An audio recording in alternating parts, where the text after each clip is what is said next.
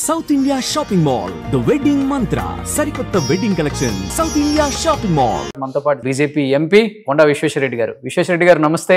నమస్తే. 1.5 year కాంగ్రెస్ రేవంత్ రెడ్డి గారి పరిపాలన అంటే ఏమని చెప్తారు? ఏం చేయవచ్చు, పరిపాలన ఏం చేయరాదు, చేతిలో చెప్ప. రేవంత్ రెడ్డి గారే చెప్పారు కదా, చేసుకుంటలేము, మా దగ్గర పైసలు లేవు. నన్ను కోసినా కూడా 18,500 కోట్ల రూపాయల కంటే ఎక్కువ ఆదాయం లేదు. ఏం చేస్తారా ఆయన? నిజం మాట్లాడింది. కానీ ఇప్పుడు అనిపించింది విశ్వేశ్వరరెడ్డి గారు మేబీ కాంగ్రెస్ లో ఉండుంటే ఈ రోజు మంత్రి అయ్యేవాడిని, నేను స్టేట్ లో బయటకు వచ్చేసాను. లేను, ఇప్పుడు ఎన్నో చూస్తున్నారు ఏం చేస్తుందో కాంగ్రెస్ పార్టీ. ఆయనకి ఏంటంటే మెయిన్ మోడీ ఓడిపోవాలి, భారతదేశం ఓడిపోవాలని ఆయన ప్రచారం. బిజినెస్ నడిపినట్టు దేశాన్ని నడుపుతున్నాడు. ఫస్ట్ టైం గెలిచిన వాళ్ళని మనం అబ్జర్వ్ చేస్తూ ఉంటాం. బ్రాండెడ్ వాడతారు, షర్ట్లు కానీ, షూ కానీ, ప్యాంట్స్ కానీ. మీరేమో రామరాజు 900 రూపాయలు 800 రూపాయల షర్ట్స్. నాకు బంగారం అవసరం లేదు, వాచ్ అవసరం లేదు. ఇప్పటికి మన ఒంట్లో కొంచెం బాగోలేదంటే అపోలోకి వెళ్ళొద్దాం పద, ఫిలిం నగరాలు అపోలోకి అంటే ఆ నమ్మకాన్ని వాళ్ళు క్రియేట్ చేసుకోగలిగారు. రాత్రి పగలు స్థాయికి చేరినాక ఉపాస్ నగర్ ఎఫెక్ట్స్ కూడా ఎక్కువే ఉంటాయి అనుకుంటా sir. Hi hello, welcome to Suman TV. నేను మీ రోషన్. మనతో పాటు బీజేపీ ఎంపీ కొండా విశ్వేశ్వరరెడ్డి గారు. విశ్వేశ్వరరెడ్డి గారు నమస్తే. నమస్తే. సో ఈ 1.5 year కాంగ్రెస్ రేవంత్ రెడ్డి గారి పరిపాలన అంటే ఏమని చెప్తారు? ఏం చేయవచ్చు, పరిపాలన ఏం చేయరాదు, చేతిలో చెప్ప. ఆయన చిప్పబెట్టి పోయిండు. 8 లక్షల కోట్ల అప్పుల పాలు చేసిపోయిండు. ఏం చేయవస్తుంది, ఏం చేయరాదు.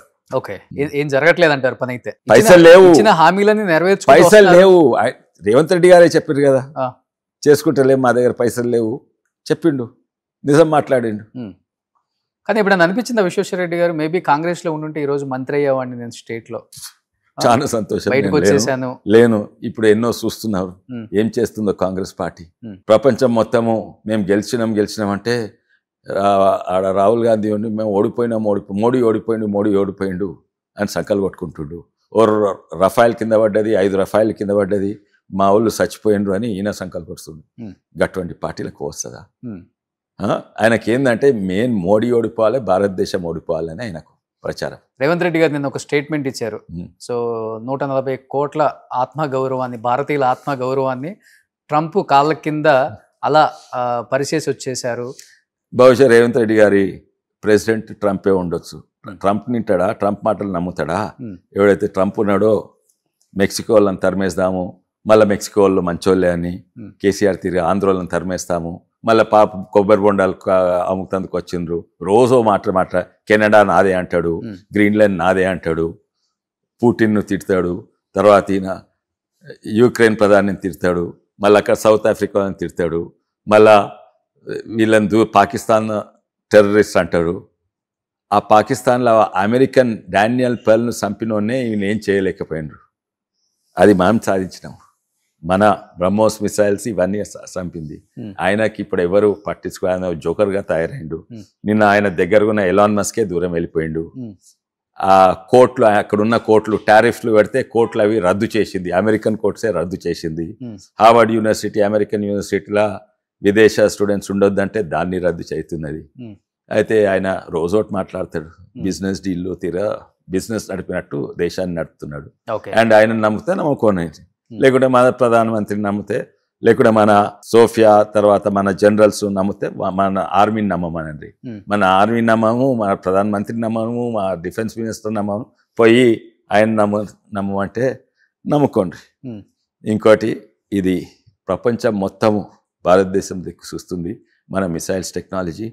కాదు, మొన్న షెహబాజ్ షరీఫ్ ఏమన్నాడు, నిన్న కాకపోతే ఏమన్నాడు, మేము యాక్చువల్లీ 10వ తారీఖు నాడు మేము పెద్ద దాడికి తయారవుతుంటే ఇండియా మీద, కానీ దానికంటే ముందే మా మిసైల్ బేసెస్ అన్ని ధ్వంసం చేస్తే మేము ఆపేసినామని. అవును, ఎవరన్నారు? పాకిస్తాన్ ప్రధాని అన్నాడు. ఇప్పుడు మీరు ట్రంప్ను నమ్మదలుచుకుంటే నమ్మండి, మీరు ఇండియా ఓడిపోయింది అని సంకలు కొట్టుకున్నారంటే సంకలు కొట్టుకోండి. ప్రజలందరూ చూస్తున్నారు. కనీసం మీ దగ్గర కొంతమంది మంచి నాయకులు ఉన్నారు, సల్మాన్ ఖుర్షీద్ అన్న, శశి థరూర్ అన్న, లేకుంటే మనీష్ తివారీ అన్న, ఎంతోమంది. వాళ్ళని మీ సొంత పార్టీ వాళ్ళు మనం పొగుడుతుంటే మీ రాహుల్ గాంధీ చిన్న పిల్లలంతా సంకలు కొట్టుకుంటారు, రఫాయిల్ పడ్డది సంకలు కొట్టుకుంటాడు, మోడీ ఓడిపోయింది. మొత్తం భారతదేశం చూస్తున్నది. అవును. సో విశ్వేశ్వరరెడ్డి గారు, నేను మిమ్మల్ని ఫస్ట్ ఎంపీ ఉన్నప్పుడు ఇదే రూమ్లో ఇంటర్వ్యూ చేశాను, బీఆర్ఎస్లో ఉన్నప్పుడు.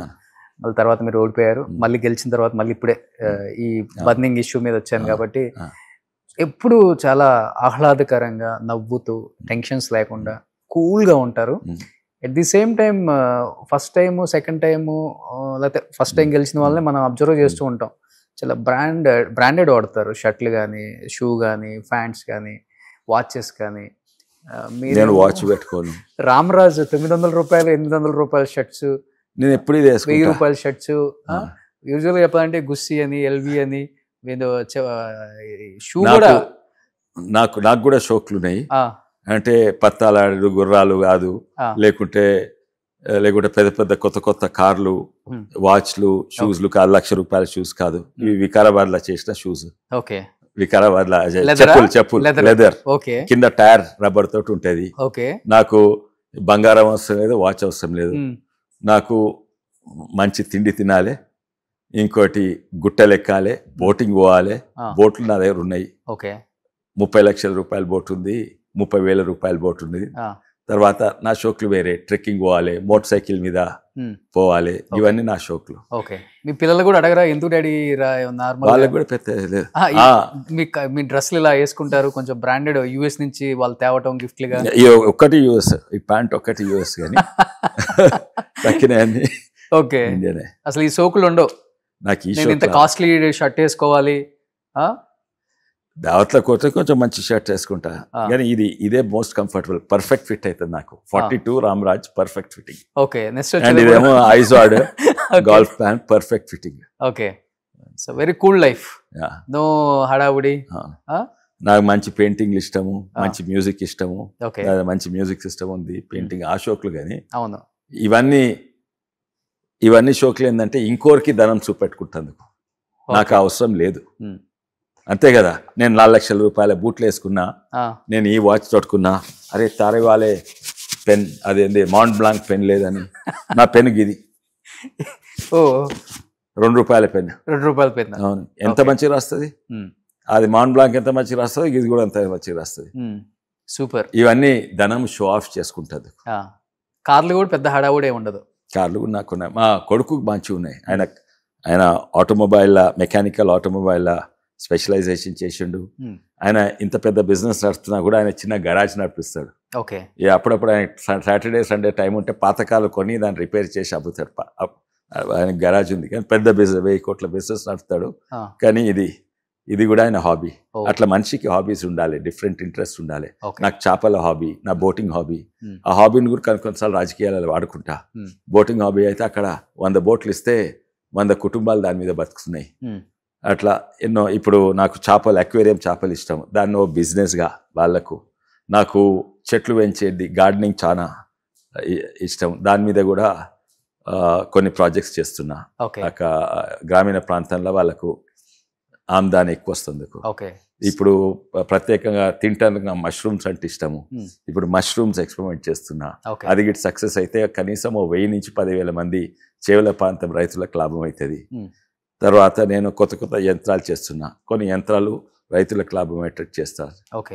సంగీత గారికి ఆమె కూడా చాలా బిజీ ఉంటుంది, ఎందుకంటే హాస్పిటల్ నడపాలి, మధ్యరాత్రి కూడా ఫోన్ కాల్స్ వస్తుంటాయి. వాళ్ళకు హాస్పిటల్స్ ఎన్నో జాగాలు ఉన్నాయి, వాళ్ళకు లండన్లో మెడికల్ స్కూల్ ఉన్నది, తర్వాత విదేశాలలో సాఫ్ట్వేర్ ఎక్స్పోర్ట్ చేస్తారు. అండ్ మొన్ననే అమెరికా వచ్చింది, తను కూడా చాలా బిజీ. కానీ మేము చాలా మటుకు ప్రయత్నం చేస్తాం ఏంటంటే రాత్రికి 7:30 గంటల వరకు ఇంటికి రావాలి, కనీసం అప్పుడైనా పిల్లలతో ఉండొచ్చు అని. ఇప్పుడు లేదు, ఇప్పుడు మద్రాసు పోయింది. తను కూడా చాలా బిజీ. ఇక్కడ అపోలో సంగీత గారు చూసుకుంటారు. అపోలోలో టెక్నాలజీస్, తర్వాత అపోలోలో హ్యూమన్ రిసోర్స్ ఒకరు సంగీత గారు చూసుకుంటారు. ఇంకొకరు అపోలోలో ఫైనాన్స్ చూసుకుంటారు, ఇంకొకరు జనరల్ మేనేజ్మెంట్ చూసుకుంటారు, ఇంకొకరు అప్పుడు ఇన్సూరెన్స్, ఫార్మసీస్ ఇవన్నీ చూసుకుంటారు. శోభనా గారు ఇవన్నీ అట్లా డివైడ్ పనులు అట్లా డివైడ్ చేసుకున్నాను. ఎక్కువ నేను హెచ్ఆర్ మీద అంటే హెచ్ఆర్ అంటే ఓన్లీ అపోలో హైదరాబాద్ కాదు, మొత్తం అపోలోకు హ్యూమన్ రిసోర్స్. ఓకే, అది అట్లా. కలుస్తారా? టెక్నాలజీ అంటే ఓన్లీ ఇక్కడ కాదు, టెక్నాలజీ మొత్తం అపోలో టెక్నాలజీస్ సంగీత గారే చూసుకుంటారు. మీ మాంగారు ఇప్పుడు ఎంత యాక్టివ్ గా ఉన్నారు? 90+ ఉంటారు కదా. ప్రతాప్ రెడ్డి గారిని కలుస్తుంటారు? 90+ కలుస్తుంటారు. మొన్ననే కలిసి నెక్స్ట్ వీక్ వస్తున్నారు. కానీ తను ఎట్లా చూస్తారు అంటే అపోలో ఇప్పుడు 1,00,000 కోట్ల మార్కెట్ క్యాప్ అపోలో. అయితే చాలా hospital foreign investment foreigners own చేస్తున్నారు. ఇప్పుడు చాలా మటుకు hospitals own by foreign companies. కానీ ఆయన ఎట్లా చూస్తా అంటే ఇది అపోలో నాది కాదు, ఇది నేషనల్ యాసెట్ అండ్ దీన్ని కేర్ టేకర్ నేను అన్నట్టు చూస్తాడు. ఓకే, అయితే 1,00,000 కోట్లున్నా కూడా దాని నుంచి ఆమ్దాని ఇప్పుడు తను ఉండే ఇల్లు ఒకటే ఇల్లు ఉంటుంది. ఆయనకి రియల్ ఎస్టేట్ లేదు, ఏం లేదు. ఏమైనా ఉంటే ఆ పొలంలోనే పెట్టాలి, మళ్ళీ తీస్తుడు కాదు. అది తన లైఫ్ కూడా సింపుల్ ఉంటుంది. తనకు కూడా కొన్ని ఇంట్రెస్ట్ ఉంటాయి కొంతమంది, కానీ ఫుల్లీ డెడికేటెడ్ టు అపోలో అనమాట. ఓకే, ఇది అదొక నేషనల్ యాసెట్ తిరిగి చూస్తాడు, ఆయన పర్సనల్ యాసెట్ తిరిగి చూడాడు. నేను దేశానికి ఇది చేసినాం, ఆడ 1,50,000 మందికి ఉద్యోగాలు వస్తాయి. అలా అపోలో ఫార్మసీ కాశ్మీర్ నుంచి కన్యాకుమారి, అస్సాం నుంచి గుజరాత్ వరకు ఉన్నాయి. 5,500 ఫార్మసీలు ఉన్నాయి, ఎంతో మందికి ఉపాధి. ప్రతి Apollo 90% India population Apollo pharmacy నుంచి 10 నిమిషాల లోపల ఉంటుంది. అయితే ఇదన్నీ తనకి ఇదే అనమాట. ఓకే, వెనకట అండ్ ఇది ఓన్లీ అపోలో కాదు, తనకు పర్మిషన్ వచ్చినప్పుడు అపోలో ఇండస్ట్రీస్ చేసేందుకు అప్పుడు రాజీవ్ గాంధీ గారు పర్మిషన్ ఇచ్చిండ్రు. అయితే అన్నారు నాకొద్దు పర్మిషన్, ఈ హాస్పిటల్ కాదు, ప్రైవేట్ హాస్పిటల్స్ ఎవరు పెట్టదలుచుకున్నా చేయాలని. అయితే అప్పుడు హాస్పిటల్స్ బ్యాంక్ లోన్ ఇవ్వలేదు, అది ఇండస్ట్రీగా రికగ్నైజ్ చేస్తే దానికి లోన్లు వస్తాయి. అయితే సరే మీకు లోన్లు ఇస్తందుకు నేను బ్యాంకులకు చెప్తే, అప్పుడు బ్యాంకులన్నీ గవర్నమెంట్ బ్యాంక్స్ ఉండే, ప్రైవేట్ బ్యాంక్స్ లేకుండే. అయితే నాకు కాదు, హెల్త్ కేర్ ఇండస్ట్రీకి ఇవ్వాలి, హెల్త్ కేర్నే ఓ ఇండస్ట్రీ తీరుగా గుర్తించి ఎవరు హాస్పిటల్ పెట్టుకున్నా చేయాలని చేసిండు. కానీ ఎన్ని హెల్త్ కేర్ ఇండస్ట్రీస్ వచ్చినా, ఎన్ని హాస్పిటల్స్ వచ్చినా, ఇప్పటికి మన ఒంట్లో కొంచెం బాగోలేదంటే అపోలోకి వెళ్ళొద్దాం పద, ఫిలిం నగరాలు అపోలోకి, ఇదే చాలా ఉన్నాయి. అంటే ఆ నమ్మకాన్ని వాళ్ళు క్రియేట్ చేసుకోవాలి. క్వాలిటీ కంట్రోల్ దానికి అసలు రాత్రి పగలు స్థాయికి చేరినాక నా పని అయిపోయింది అనుకోరు, కంటిన్యూస్గా దాన్ని ఇంప్రూవ్ ఉంటుంది. ఓకే, జేసీ అంటే జాయింట్ కమిషన్ ఇంటర్నేషనల్ ఉంటుంది, అది అమెరికా యూరోప్ లాంటి ఉంటుంది. ఆ స్టాండర్డ్స్కి చేయాలని 90% అపోలో హాస్పిటల్స్ ఆ స్టాండర్డ్. ఓకే, వేరే హాస్పిటల్ చాలా మటుకు. ఉపాసన గారు ఎఫర్ట్స్ కూడా ఎక్కువే ఉంటాయి అనుకుంటా సార్. ఉపాసన గారు వెల్నెస్ చూసుకుంటారు అనుకుంటా, వెల్నెస్ అని కొన్ని బాధ్యతలు నాకు తెలియదు, నేను డైరెక్ట్లీ అపోలో ఇన్వాల్వ్ లేను. ఓకే, సో మీ పిల్లలతో బాండింగ్ బాగుంటుంది అనుకుంటా, పెద్ద బాబుతో ఎస్పెషల్లీ. ముగ్గురుతో. ఓకే, సో ఎక్కువ కార్స్ అంతా గిఫ్ట్ ఇస్తారు అక్క అని చెప్పేసి 2-3 సార్లు ట్వీట్ కూడా చేశారు. ముగ్గురితో మంచిగా ఉంటుంది.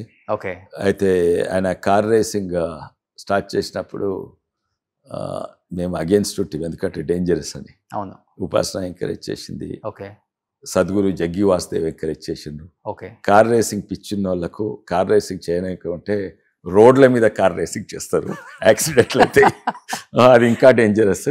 ఓకే అని నా కార్ రేసింగ్ పోవాలని మాకు చెప్పింది. ఓకే, మీరు ఇంట్రెస్ట్ చూపకపోయినా ఉపాసన గారు ఫస్ట్ కార్ కొనిపించి గో హెడ్ అని చెప్పారు. అది ఛానల్ కింద. కానీ ఇప్పుడు నాకు తెలిసి మీ బాబు బాగా ఫేమస్ కార్ రేసింగ్ లో, ఇండియాలో నెంబర్ 1. ఎందుకంటే 2 పెద్ద రేసులు ఉంటాయి, జేకే టైర్స్ది ఇంకా ఎంఆర్ఎఫ్ది. ఒకటే ఒక వ్యక్తి 2 ఏళ్ళు కంటిన్యూస్ గా 2 గెలిచిండు నెంబర్ 1. ఇప్పటివరకు ఎవరు రాలేదు. అనిందిత్ రెడ్డి ఎస్ తెలుసు, ఐడియా ఉంది. సో ఓవరాల్ గా ఫ్యామిలీ లైఫ్ ఒక పక్కన మళ్ళీ పొలిటికల్ లైఫ్. ఇప్పుడు రేవంత్ రెడ్డి గారు కూడా 4th సిటీ ఏదో అనౌన్స్ చేశారు మీ నియోజకవర్గంలో, ఎలా ఉంది సార్ అది ఓవరాల్ గా? అయితే మంచిగా ఉంటుంది కానీ ఆ భూ స్వీకరణ కొంచెము పాత ప్రభుత్వం తీరా రియల్ ఎస్టేట్ డీల్ కాదు, అండ్ రైతుల దగ్గర 4 లక్షలకి వాళ్ళ ముఖాన కొట్టి భూమి గుంజుకున్నాడు కాదు. అది ఒక్కటి మాత్రం మంచి చేస్తే మంచిగా ఉంటుంది. Okay, so anyhow thank you sir. So me busy షెడ్యూల్లో కొంచెం టైం ఇచ్చారు, and thank you so much. Nice meeting to you. Nice. Suman టీవీలో మీ పర్సనల్ అండ్ బిజినెస్ ప్రమోషన్స్ కోసం కింది నెంబర్కి కాంటాక్ట్ చేయండి.